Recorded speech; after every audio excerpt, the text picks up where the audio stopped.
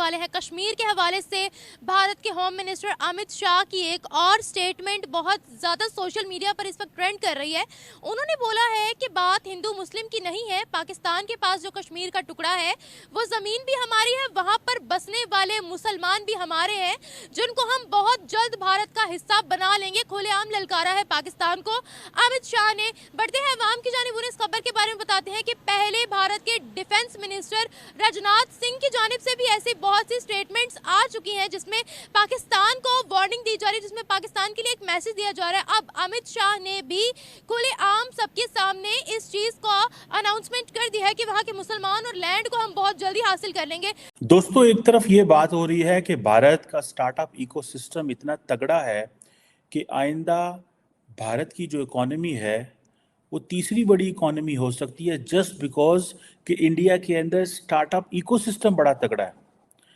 जबकि पाकिस्तान के अंदर एक तो आज अमेरिकी जो असिस्टेंट सेक्रेटरी ऑफ स्टेट हैं वॉशिंगटन, उन्होंने कांग्रेस में वॉशिंगटन में ये कहा है कि पाकिस्तान के अंदर जो इलेक्शंस हुए हैं उसमें रेगुलरिटीज़ हैं।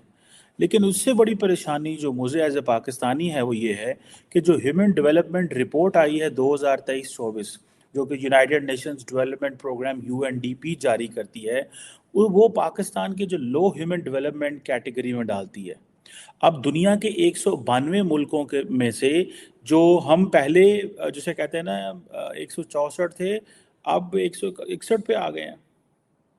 सो हमारी जो पोजीशन है वो तो ख़राब होती जा रही है। सॉरी, हम 161 से 164 पे आ गए हैं, नॉट 64 से 61, that is a better category. This is 1960 161 से 164 पे आ गए हैं। सो द क्वेश्चन इज़ कि हमारी जो ह्यूमन डेवलपमेंट कैटेगरी है वो नीचे जा रही है, और हमारे जो लाइफ के रिलेटेड जो खाना पीना, ज़िंदगी, जेंडर इक्वालिटी, इस जैसे जो चैलेंजेस हैं, मल्टी डायमेंशनल पावर्टी, ये हमारे ख़राब होते जा रहे हैं।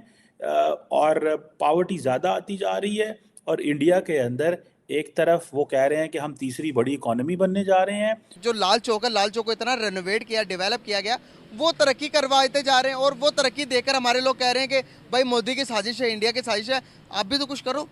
दूसरों की तरक्की को हम एक्सेप्ट क्यों नहीं करते? सर जी, बात यह है कि हम लोग नलायक लोग हैं। असल में बात यह है, जो कोई भी बंदा अच्छा हो ना, चाहे कोई भी हो, उसकी तारीफ करनी चाहिए। सर, कैसे देखते हैं कि यहाँ पर अगर हम अपनी तरफ देखते हैं तो हम कहते हैं कि सबसे अफजल हैं, सबसे अच्छे हैं, दुनिया हमारी, जन्नत हमारी। अफजल वगैरह कोई नहीं है, सीधी सी बात है। हमें जिस बातों के पीछे लगा के गुमराह किया गया है ना मुसलमानों को, वो उनका जवाल का सबब है। बताया कश्मीर का इशू है, जब तक ये इशू कंप्लीट नहीं होगा तो मेरा नहीं ख्याल कि हमारा इंडिया के साथ मामला क्लियर होगा। हमारा ये डिस्ट्रीब्यूट चल रहा है और चलते ही रहेगा। इसके लिए हमें फायर वो एक न्यूक्लियर की जंग करनी पड़ेगी उनके साथ। न्यूक्लियर जंग करनी पड़ेगी? बिल्कुल करनी पड़ेगी। और उससे तो उनके पास भी न्यूक्लियर है, तबाह तो हम भी। नहीं नहीं नहीं, वो तो होंगे, लेकिन हम उनकी ऐसी की तैसी जब फेरेंगे उनको, फिर हमारा पता लगेगा। हमको लगता है कि ये वाली सोच इंसान की बका के लिए अच्छी है क्या? ये सोच अगर तबाही वाली सोच, आपको नहीं लगता ये बातें टेबल टॉक पे भी अगर हमें इतने पावरफुल हो जाएं आज, जितना को अमेरिका है, जितना को इजराइल है, अगर इतने पावरफुल, इतने ताकतवर, इतने पैसे हमारे पास आ जाए आज, तो दुनिया के फैसले बम चलाने के बगैर भी हो सकते हैं। ये इस तरफ माइंड क्यों नहीं चलाते, तबाहियों की तरफ क्यों चलाते? सर वालेकुम सलाम। सर कैसे हैं आप? अल्लाह का शुक्र है, करम है, दुआएं। आप सुनाएं? अल्हम्दुलिल्लाह मैं ठीक। नाम आपका? इरफान राठौर। आपका नाम? जानज़ादा खान। ज़बरदस्त। सर, बात करने का पर्पस आपसे ये है कि अभी मैं बात करने जा रहा हूँ सर अपने मुल्क पाकिस्तान की, और हमारे पास जो कश्मीर है उसकी, और दूसरी तरफ हिंदुस्तान के पास कश्मीर है।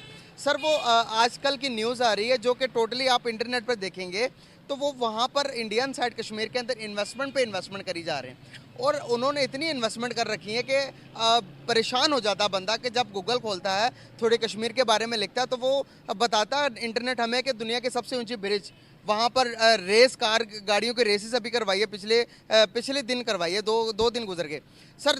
दुनिया का सबसे ऊंचा सिनेमा बना दिया। अच्छा, पूरी दिल्ली से 370 के आर्टिकल के बाद इंडिया को कश्मीर के साथ जोड़ दिया, दिल्ली को कश्मीर के साथ जोड़ दिया। वहाँ पर अभी मैं बता नहीं सकता इतने ज़्यादा, अभी सोलर उन्होंने पूरी सिटी बनाई है जिसके अंदर सोलर सिस्टम के ज़रिए पूरे के पूरे घरों को अंदर बिजली देंगे। हमारे कश्मीर से इस तरह की न्यूज़ क्यों नहीं आती? वहाँ पर न्यूज़ आती है कि धरने दे रहे हैं आटे के लिए, वहाँ पर आटा नहीं दे रहे, सब्सिडीज़ नहीं दे रहे। क्या कहेंगे इस बारे में आप?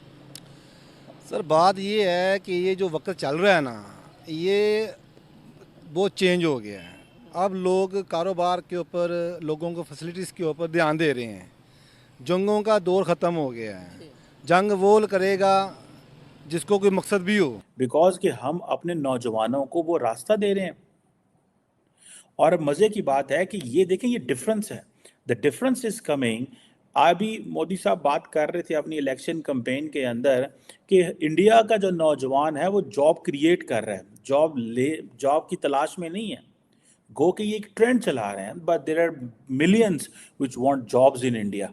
ऑब्वियसली अगर एक जॉब देने वाला है तो 50 जॉब लेने वाले हैं। सो ये वो माइंडसेट चेंज कर रहे हैं। हमने अपना माइंडसेट चेंज नहीं किया।